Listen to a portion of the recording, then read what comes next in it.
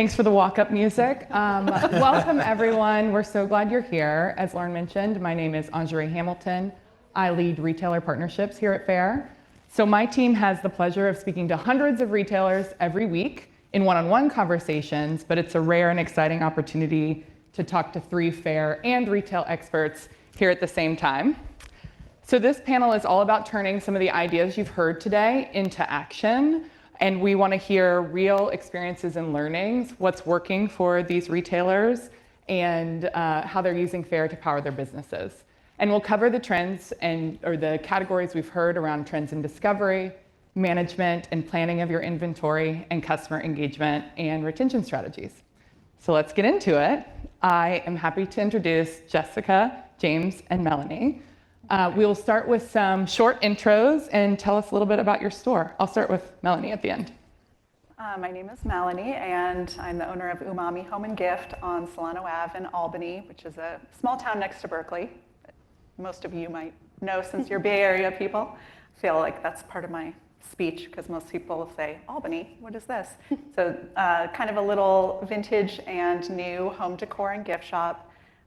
So it's always something different every time you come in since it is a mix of the vintage and the new. Great. James? I'm James. I have 2 stores, one here in San Francisco on Valencia Street and one in Palm Springs in the Uptown Design District. We sell furniture, lighting, accessories, some apparel, and gifts, home decor. My name is Jessica. I'm the co-founder and owner of Alkali Rye. We are a beverage shop on Grand Avenue in Oakland, right by the lake. And we are a beverage store. We sell spirits, wine, non-alcs, and we expanded into homewares and lifestyles this past year. Great. Well, let's start on trends and discovery and build on that. One of the cool things I understand about Alkali Rye is you're bringing together that balance of spirits and non-alcoholic beverages, and functional beverages are having a moment. So what do you think is driving that trend, and how are you responding in your store? Yeah, so when we first opened, we were intentionally calling ourselves a beverage shop instead of a bottle shop because we felt like that lent to more of like a liquor store, alcohol. And my family is Red Bay Coffee. That's my dad started that company. And my business partner, he was importing matcha. And so really we were coming already from like this very full beverage life. And I consider myself a beverage boo. Like I like to have 3 things of, yeah, like when at my desk I have like a coffee, a sparkling water, and then like some other little beverage. So I had never heard that until you beverage said boo, it. yeah. Oh, I feel seen. I am such a beverage boo. Yeah, my friend called me that, and so I think I took that from her. So like functional beverages, I'm still kind of getting used to that word because I'm like, coffee is the most functional beverage for me, right? And then sometimes like cold Coca-Cola is like the perfect thing of what you need. So I think the trend feels to me more about like space for everyone. People, are sober, also sometimes having babies, or just like wanting to take a break. And I think what feels most exciting about this trend is that there's now just room for everyone to enjoy things that are not a Shirley Temple or not packed with sugar. And that we could all have adult beverages that, can meet an adult palate without necessarily having alcohol. And all of a sudden hangouts are looking really different. So it's a trend that I think is more of like a permanent lifestyle. Things with ashwagandha and all of these things, I definitely sell them. I like them. I like how it feels to drink them, but I think maybe that will start to taper off a little bit. Well, I noticed even between having my 4-year-old and having my 1-year-old that the options really improved on any beverages. It's my biggest category at the shop and something that I have the hardest time keeping stocked. Mm-hmm. That's great. James, over to you. On the home trends front, customers are refreshing their spaces on a longer time frame than in food or apparel. What tools are you using to stay close to what's trending versus serving trends that have more timeless qualities? Well, we're not really a trend-based store, but tools that I use, my team, my clients, first of all, listening to them, and working the store. So the tools that I use are just being present and listening and reacting to that. Now, if you are familiar with our stores, we're called Super Simple for a reason. Everything has a simple, high quality, usually maker-made quality to it. And it's something that flows through me, but also our clients are asking for certain products. And those are the tools that I use every day. It's just, that's it. And do you have anything top of mind that you can think of that you either heard from your staff who you were telling me about earlier or your customers? Our clients are always asking for really beautifully made product, something that is unusual. They want the things that are going to make the difference in their homes or in apparel. And they've seen the rest, and they always want to come to us to show them what's next and what's happening in our home space. So it's really about searching out the things that will fulfill our brand identity, but also our clients are asking for, I have the rest, so what's going to make the difference now? And is there any difference between your San Francisco clientele and Palm Springs that is notable? There is a huge difference. As you Sort of guys a leading question. could probably imagine, it is a night and day, really. Our client base in San Francisco has changed greatly over the past 4 years.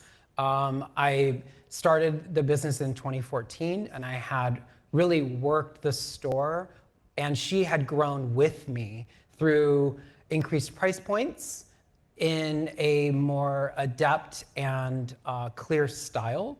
And during the pandemic, she kind of moved away. She kind of sought greener pastures outside of the city. And now it's been replaced with a much younger demographic, younger than me. And so I've had to rely on my employees and a little bit of digging to find what does the client here really, really, really want. And we feel that we've done that. We feel that we have a really good assortment right now for the store. Do you sell the same thing at both stores? We sell probably 50%. Okay. The San Francisco store and the Palm Springs stores are just set up differently. It's a smaller footprint here. We have probably 1,200 square feet. In Palm Springs, it's 2 stores side by side. We have much larger footprint for furniture, larger accessories, bigger art, those high margin things that are going to make the difference in your year-end totals. So in our Palm Springs location, she's very established. She knows exactly what she wants, and we're there to fulfill her needs. And sometimes price is no object, and it's wonderful.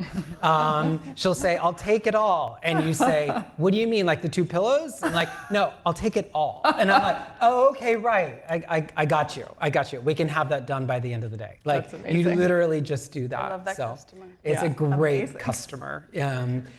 And we, for the past 4 years that we've had the store in Palm Springs, she's, now that maybe she might be finishing up her design in her home, she's starting to bring in her friends. Right. She's bringing in her family. That's awesome. And that engagement has helped that location specifically thrive. Now I feel like we're back almost to square one in San Francisco. The city feels like it's coming back. I feel confident. I just re-upped for 4 more years at our location. Congratulations. Thank you. It was close there. Yeah. We weren't sure. Well, I'd love to hear too Yeah. from Melanie about how that's translated in the East Bay. Yeah.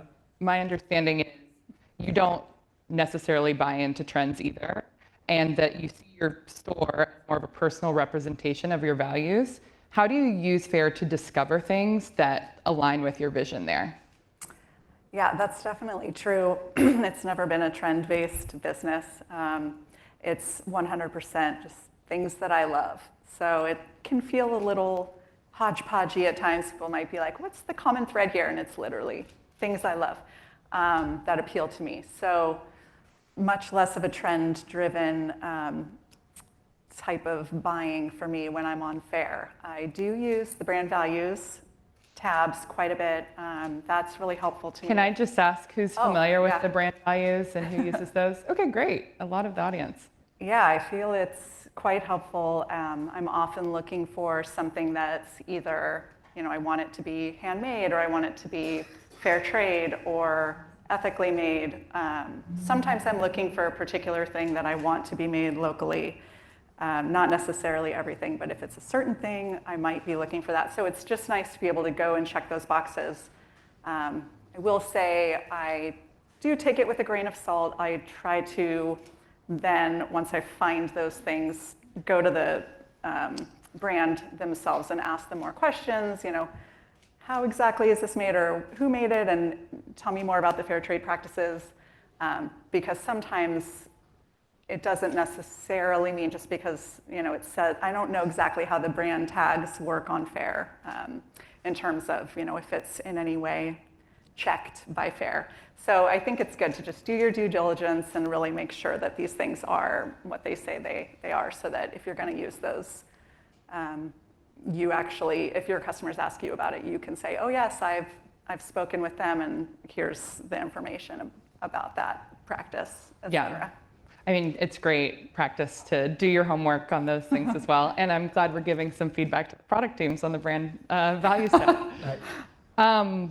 I want to talk about sourcing next. And James, you have a super interesting perspective here, because I understand you took steps during COVID to switch your product sourcing to US-based brands and distributors. And I'm sure there are folks in the audience that are very curious about this and considering something like it right now. Tell me what that process was like, and you can tell us the good, the bad, or the ugly. Well, I think all of us went through it. When COVID hit, we all had to pivot to more domestically made product. And it was just a force that all of us had to go through. We were at the time, placing orders from Japan, Scandinavia, from all over the world. And it just flowed. It was just easy, right? And sometimes I would actually receive product from Europe faster than I would actually receive it from somebody that's making it here in California. Now I've discovered through COVID that we've had to work much closely with our makers to actually develop product that is sometimes made just for us, that makes the difference in your brand. That's been something that has been kind of an exciting plus one because it's differentiating your brand. But really just working closer with domestically made makers has been something that's been really, really, really important for us. Was there anything that was just really hard about it that you want to let people learn from? Well, makers are wonderful and they make the difference in our world, but they also have long lead times. And our clients, as wonderful as they are, after a certain amount of time, get a little itchy. They get a little, where's that special made item? So that's been kind of the one thing. Our workaround with that has been, making an assortment that's a little bit more narrow and deep, whereas opposed to having such a varied product mix. Yeah. So if we can get them making just our best sellers and making a lot of them, and I can distribute them between both of our locations, then that works for both of us. I can't recall if Nate said narrow and deep earlier, but I've definitely heard Nate from Management One, say that Right. before. So Yes. definitely a best practice. Definitely helps. Jessica, I'm interested what data or signals you're using to assess how your current stock is performing, especially as you think about buying plans for the next season. Yeah, I was thinking that my business is a little different from the two of yours in terms of like a lot of the things that I sell are consumable things. They're beverages. We have a pretty large pantry section, so like candies and snacks. And then I'm getting into homewares a little bit, but they're kind of, I think, more for gifting. So I do two things. There's like the financial and inventory side where I look back at the last 3 months, so look at the quarter, what sold, what didn't sell, what do I need to fire sale, and then I look ahead from the back, if that makes sense, but like what sold last year at this time, 3 months, forward. And sometimes I'm like, oh yeah, I forgot about that. That does really well. And then I try to stay like flexible about, you know, kind of just that intuition about like what we see on the horizon. Like I was like, oh, I've been wearing leopard print barrel jeans already. And so there's the kind of like longer trends that you kind of feel in your gut. And then I think I also am trying to get better at responding to short-term trends I see coming. And this is like really like small things, like we'll start selling a very obscure liqueur from wherever that I'm like, no one ever buys this, and 5 bottles sold this week, like what is going on? And it'll be like a New York Times recipe comes out, and I'm like, oh, that's it. And then Do you hear that from your customers? Is that I like, could just tell, and then Okay. I'll be like, did you read this? And they're like, yeah, I've been reading it. So now I'm like, get a subscription to like the, you know, Bon Appetit, New York Times, and keep that in my inbox. Also, when Sinners came out, I kind of wish I had more like themed things, because my store is half a block up from the movie theater. And so everyone was just like on their way, and they wanted candy and little cocktails. And so I just was like piling them up around the store. And so it's like being tuned into the things that are happening, you know, nationally, and then also in my neighborhood. Locally. Like we have Pride coming up, we have the Oakland Marathon, and so kind of making like the small notes to be, just mindful of those things coming up. yeah, keeping your local and national context in mind. That makes a lot of sense. Melanie, you've discovered a lot of different brands on Faire, I believe over 200. How did these relationships come to be, and how are you discovering those new relationships? Yeah, I do so much of my ordering on Faire now. And a lot of it I've discovered on Faire, and some of it is brands that I've ordered from in the past that have told me they're on Faire, or I happened upon them. And it has simplified my life a lot, that I can, instead of going to these individual sites, I can do the majority of my ordering on Faire. So the ones that I have found on Faire, I do feel like the search, while sometimes I don't find what I'm searching for per se, I might find something else. Not to say that the search is lacking, but It's just okay, Max said it there. If Max said it, then you get it. yes, I'm just repeating. Right. No, so I feel like I will stumble upon something that I never would have even thought of, that just grabs my attention, and it's, oh, I got to try that. I love the 60-day policy where I can return it if it doesn't work for the shop. So it makes me feel like I take a lot more risks. So I have discovered a lot of brands by just being like, I'm going to take a flyer on it and just see what happens. And it may be a great success, and I continue ordering for years, or it might be, okay, I ended up returning half of that or putting it on sale. Do you return often? Totally do. Really? And I know that like a lot, I didn't realize Yeah, this that's no until shame. somebody Yeah, told me yeah, right. recently. I don't- I haven't yeah. done either. So. That like not a lot of stores return, and I do. Like for a while I didn't, and then I realized that like I have a small store, and having all of those things in my store that don't sell or that I have to put on sale are just like not Right. helpful to me. We've heard that yeah. a lot of people don't return just because of the time it takes, and we did Yeah. talk about time management. Yes. So is it fair to say for you, the time that takes and the reward of trying the new things balances out? How do you think about that? Yeah. I actually feel like I'm really good at time management, and I have more time than money.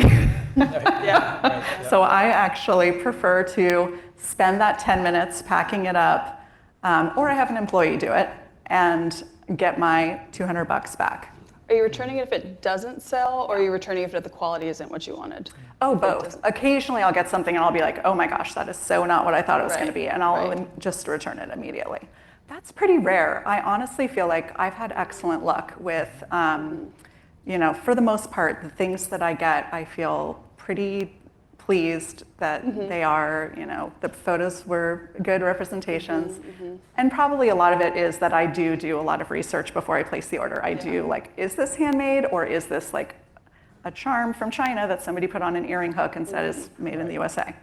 Yeah. So I do try to check all of these things out before I place my order. But so maybe for that reason, I feel like 90% of the time at least, I do you think the things are good quality that I I have so receive? many more questions about this. Yeah. I'm like, does I know, everything right? have to Well, sell, or can you return like half? Oh of yeah, I it? just return a portion of it. So some things thought you will had to sell, and then I'll be like, oh cool, Right, next time I'm going to place a gotcha. reorder, I'm going to reorder those things, but these other things, no. Right.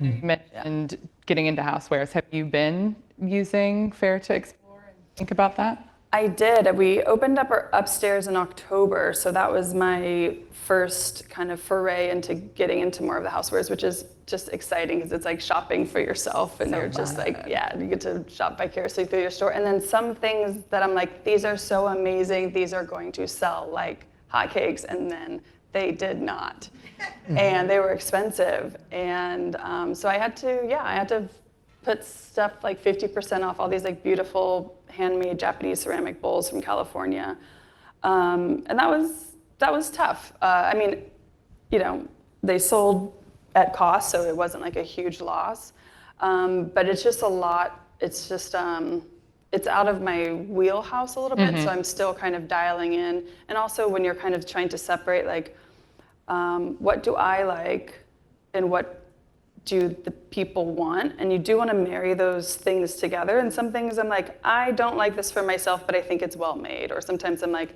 I think the girlies will like this. Like I know there's a girl that will, I have that certain type of gonna vibe shopper, with it. yeah, that I'm Yeah. like, she Yeah. wants this. Yeah. That's great. Yeah, so that's what I'm kind of playing around with. And we've talked a little bit about the 2 locations, James. Yes. I know that adds complexity. Yep. So I'd love to hear how you are managing ordering for each of these locations, and how you keep all of that organized. You know, Faire helps a lot, honestly, because you can toggle between locations when you're placing your orders. And I mean, your proprietary area is your main location, but you can toggle between different locations and have different things go to different locations. So sometimes we'll place the exact same order for both stores, but we will do very, very subtle tweaks between the two and then just place both orders. And also for timing, we just came off of our high season in Palm Springs where our order volume was through the roof. Now it's coming down to earth a little bit, and San Francisco is now starting to ramp up. So it has been, I've had to learn my own lessons, if you will, on ordering, and it's just getting that flow on your clients and how many people are coming over your lease line. Are you comfortable sharing yeah. any of those mess-ups or lessons? You know, well, part of it is that we're flying high, and you think that the total in your bank account equals the exact volume in both of your stores. It isn't. So it's drilling down to seeing which location is actually performing and what they're selling. So I've actually have had to been very disciplined on seeing who's performing and who's getting what. So that's been a lesson that I've had to learn, because I used to just think that they were co-equals, and they're absolutely not. Yeah. Do you guys ship? We do. We ship for free most things. Yeah. So. Free? Yeah, over $50, it's free. Yeah, okay. yeah. Unless it's an extraordinarily large piece or if it's going international. Yeah. But we put those terms in place very, very, very clearly up front. Yeah. And I'm curious if your staff uses Faire, or are you the main Faire? Yeah. I mean, they give me lots of suggestions, and I definitely absorb all of them. And but the assortment goes through me, so I am the filter for sure. My staff made their own boards. Yeah. Oh, your I like- so your yeah. staff board. Yeah. Well, they each have their own board that they make of like, here's the stuff I like. So Right. That's a good idea. And then you use the favorites and the boards to order yourself, or are they able to? I just like to see what they're looking at, and sometimes I'm like, okay, I see that. But sometimes I'm like, you just want this for you. Right. We don't Yes. sell hair Yes. clips. Like, 100%. Yeah. And Melanie, do you have staff that uses Faire as well, or are you the? No, it's Okay. just me. Yeah. Yeah. That's great. Talking a little bit more about operations, how do you put Faire to work for Umami and make sure you're staying on track for whatever your business goals are for the season? I have a very loose, flooby-nooby approach to business. Oh, I haven't heard the flooby doobies analogy It's new for before. me. Yeah. Yes, it's a very technical term from non-business school. And I really just don't have any like specific thing like that where I have a budget or it's all just, I'm in the store enough that I feel like I know what's happening and what we need and what people are asking for, what we're low on, what we have too much of. And I just sort of am constantly on my phone ordering things on Faire as I just like go about my day. So it's not even the kind of thing where I'm like sitting down like, okay, I'm going to have my order placing time now. It's like literally like grab the phone, order placed. I saw that we were out of this thing and I grabbed it. And so I don't really feel like I'm strategic in terms of, figuring out forecasts or seasonality definitely does play a part. Like, was I buying a bunch of rainbow stuff in the last 3 weeks so I had everything ready for my Pride window display? Yes. So there are those things where I am like keeping track in my brain of like, oh, I got to get those rainbow tiles back in or whatever it is. But for the most part, it's really like just a day by day, minute by minute thing. And it sounds like you use the app a lot. Yes. Can you talk us through a little bit more about what that I looks do like? enjoy an app. I'm like very, it's on my first page. I've got Square, I've got Faire. And I'm just Prime like, real estate. Yeah, I'm just constantly like Square, what did I sell? Faire, what do I need to buy? It is like a very, it's a good app. I feel like I've already made my little complaint about like the search maybe isn't always like my 100% effective tool, but I still use it. I definitely use, the brand values tabs that I talked about. I'm always seeing, they do send the emails about like what's new, and so then I'll like toggle over and see like, oh, what's the insider drop or whatever things that are gonna have free shipping. I look at all of that and use it. That's great. Yeah. We're just about 6 weeks away from the Faire Summer Market. James, does this factor into your planning? And if so, what advice would you give to viewers on how to prepare for a fair market? Fair market, I treat just like traditional markets. I do have a little bit of austerity with my budgets. I bring them in just a little bit because I like getting that 15, 20% off. I enjoy it. It's direct margin. It literally just adds it right to the bottom line. And so, we might be a little bit light on our home fragrance, and we might be a little bit light on those socks, but it's worth it. And so, of course, we don't want our shelves to look bare. We want to look like we're in business. Sometimes there's a little bit of magic going on with my visual merchandiser. And he's like, so when are we getting our, And I'm like, fair market's almost here. It's almost here. Just hold on another week, But it adds a lot when you're placing orders that are as large as ours. You're saving thousands of dollars. And that means a lot. That could be rent. That could be payroll. And so how I prepare, I just do a little bit of austerity for that for probably 2-3 weeks, as much as I can stand, and as much sell through that we have on the shelves.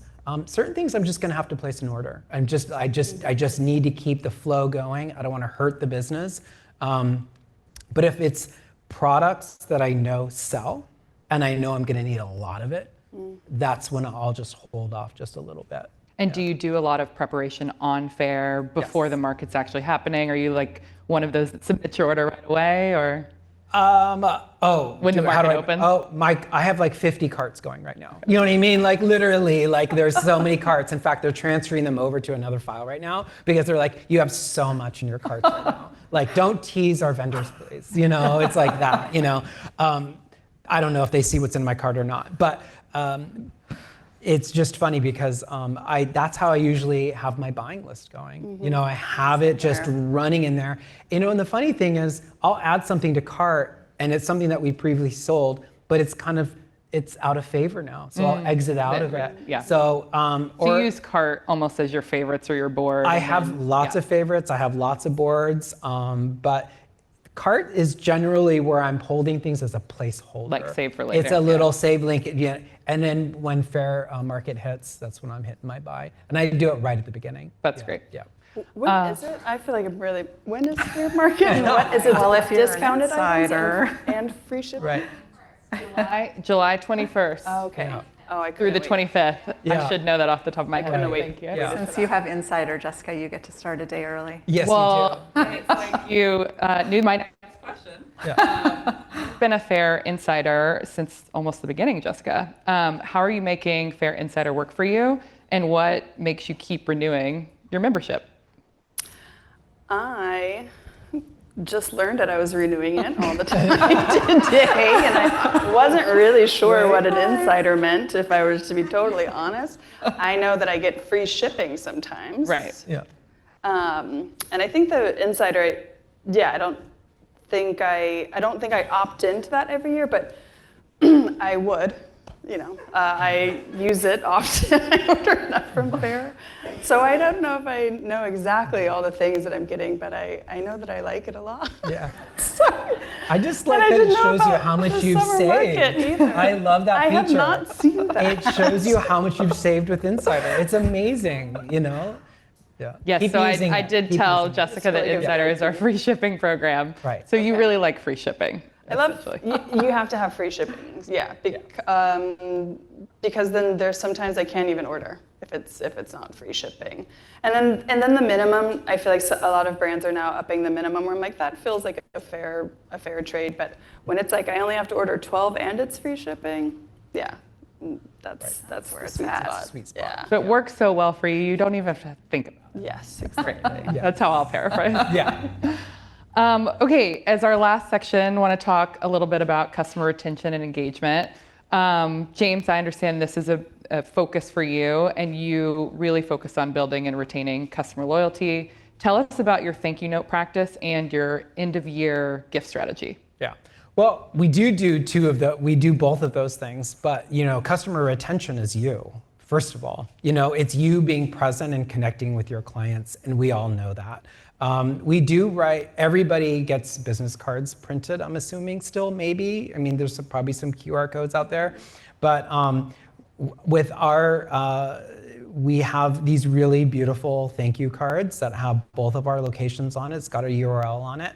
And we try to do it with all of our top tier clients, maybe somebody that we really vibed with, that we feel like has potential to move up the ladder volume-wise. And we send physical thank yous. And I cannot tell you the response that we receive from it, because people have forgotten the lost art of actually letter writing and getting something after the sale, after they're enjoying it. It's a check-in, it's a touch point. It is a high touch point. It's not something that everybody has the bandwidth to do, but it's that time to lean, time to clean moment when we all know when we have that downtime, shipment's done, lights on, candles are lit, music's on, let's write some thank yous real quick. And they can just be 2 lines, signature, put the business card in, and you give them the stamp and it's out the door. And then at the end of the year, And you do that throughout the year? We do that throughout the year. We do it weekly. And for our thank yous, it could be something as insignificant as a candle, something that feels holiday or New Year. Or it could be something larger, like a book and a candle. It could be wine, book, and a candle. It could be a lot, depending on the tier of that client, how much they've shopped with us. And we don't send out a ton of them at the end of the year, but it's just something that client appreciates so much, and it makes you stand out from the rest. And you do that for both locations? We do, yes. Wow, Yeah. that's really sweet. Yeah. I love that. And it doesn't cost a lot. We're getting these things wholesale, guys. Yeah. Like it doesn't cost you a ton of money, but I'm telling you, you get it back. I mean, so many times over. Right. So I highly, highly, highly recommend it. It's old school, but it still works. Yeah. Yeah. And Melanie, giving back is a central element of Umami's Home's mission, and you're donating a portion of your sales to a variety of initiatives each month. How are you engaging your community to support your store in a way that also contributes to these broader global missions? Yeah, I wouldn't even say it's I don't know, it's not like a super regular thing. It's more that we'll like have a fundraiser for a particular organization. It might just be like something that feels, really important right in that moment, like, oh, California wildfire relief or something like that, like something's happening and you just have that feeling in your heart where you're like, I just feel like everything's falling apart and I want to do something, even if it's something really small. I just want to give back and be supportive. And so a lot of times it's just whatever's happening in the world just sort of will inspire, like we'll send an email to everyone, we'll post it on social media, we'll just kind of create, okay, this day we're giving 20% to this organization. And generally I feel like the people on our email list, which is small, but I've kind of honed it down to the people who seem to care about receiving it and open it and respond. And so it's a small list, but I feel like it's people who want it. And so those people get the email, they come in, they talk about it, they say, I'm so glad you're doing this. It just feels like a really good community, binding event.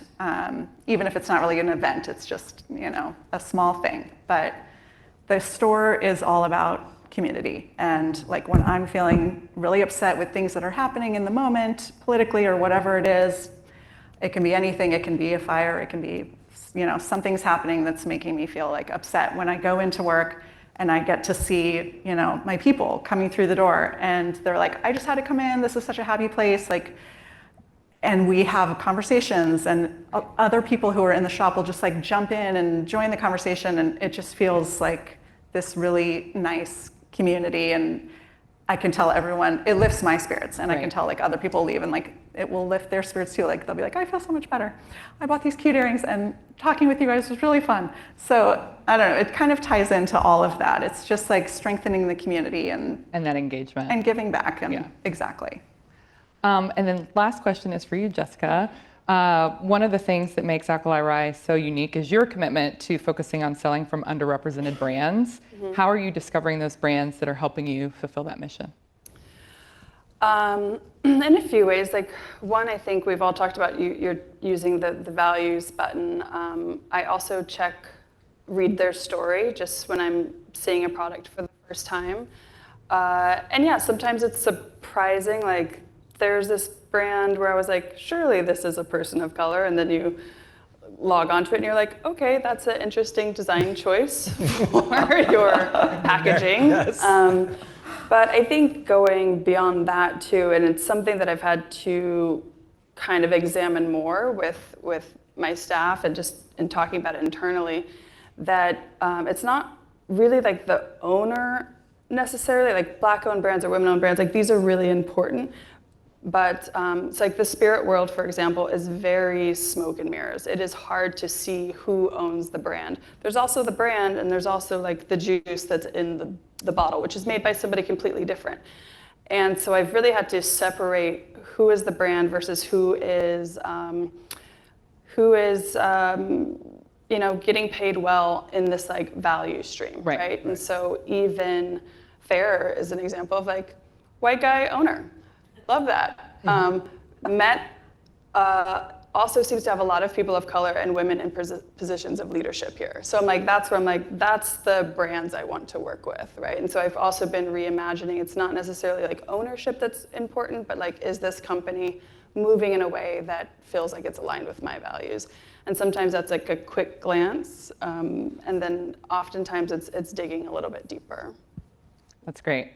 Well, that's our time. Thank you all so much for taking time out of your busy schedules to come and talk with us. I heard a lot of actionable takeaways. I hope everyone took one or two ideas that you can take back and apply to your store, hopefully to help you grow sales or even just make your lives a little bit easier.